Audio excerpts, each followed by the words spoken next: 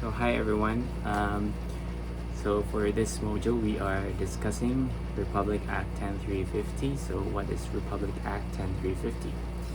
It is, the complete title is the act to regulate and modernize the practice of the interior design in the Philippines, repealing for the Purpose Republic Act number 8534, otherwise known as an act regulating the practice of interior design in the Philippines.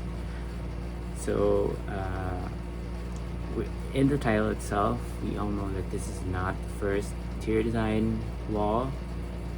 This is the second. The first is Republic Act 8534.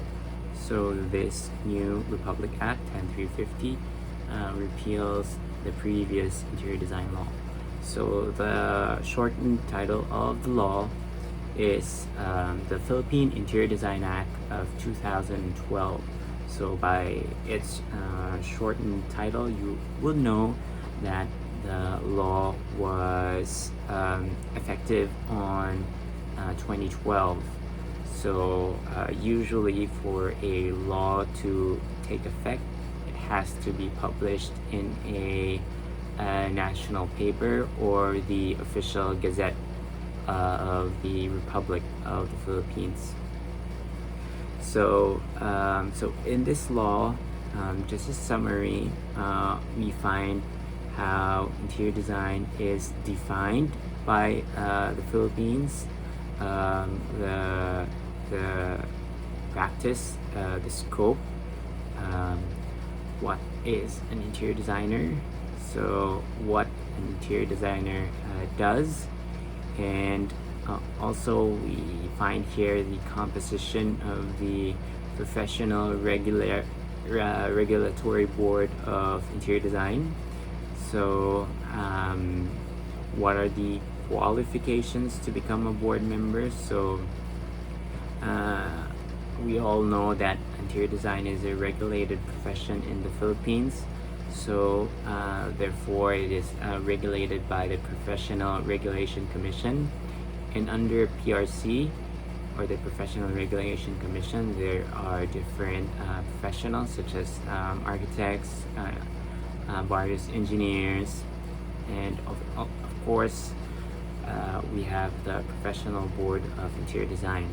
So this app also discusses the qualifications to become a board member of the interior design. So just so you know, there are three board members stipulated by law. And then also in this act, we see the examination, registration, and certification. What are the requirements to become an interior designer?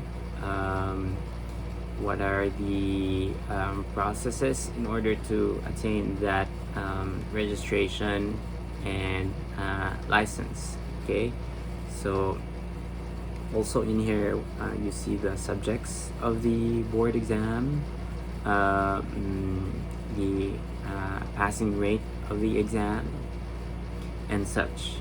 Okay. Okay, and then we also see in here the practice of interior design. So who can practice interior design? So specifically, there are two kinds: natural person, who is a holder of interior design license, and juridical person. So when you say juridical,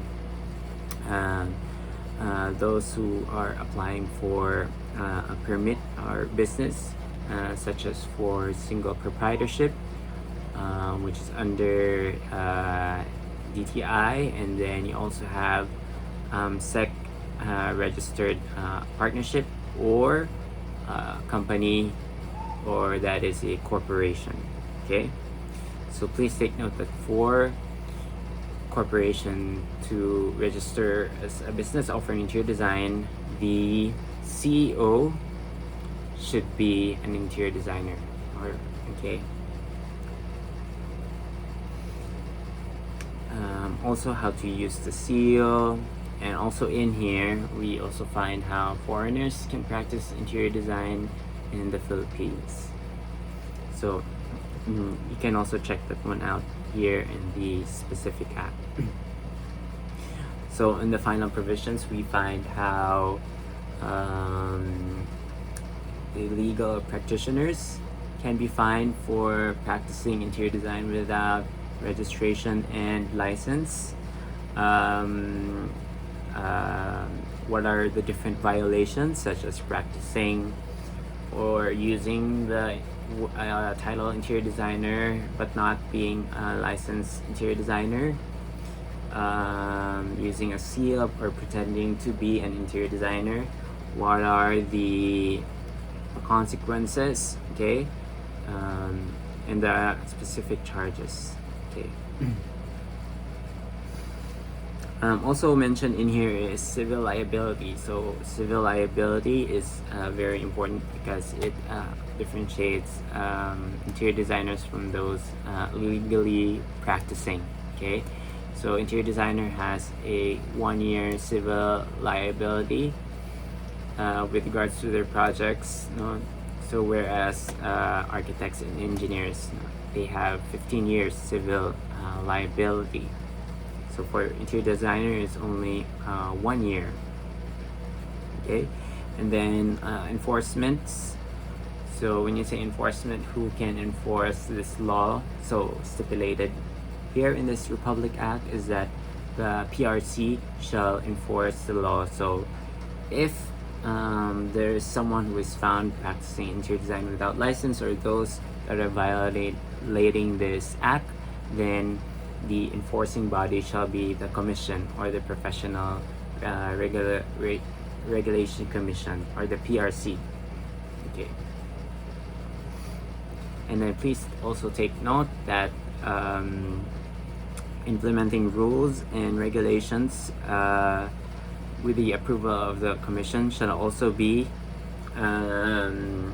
published, or shall also be adopted within 90 days. So just so you know, the implementing rules and regulations is the interpretation of the Republic Act, specifically with the approval of the commission or the implementing body. So that is the purpose of the implementing the rules and regulations, or what we call the IRR. And the IRR should also be published on the official gazette or a national paper. So again, the Republic Act and the IRR are different laws. The IRR is the interpretation of the law as per the enforcing body. So this is just a summary of the Republic Act 10350. If you have any questions, please let me know. Okay, bye.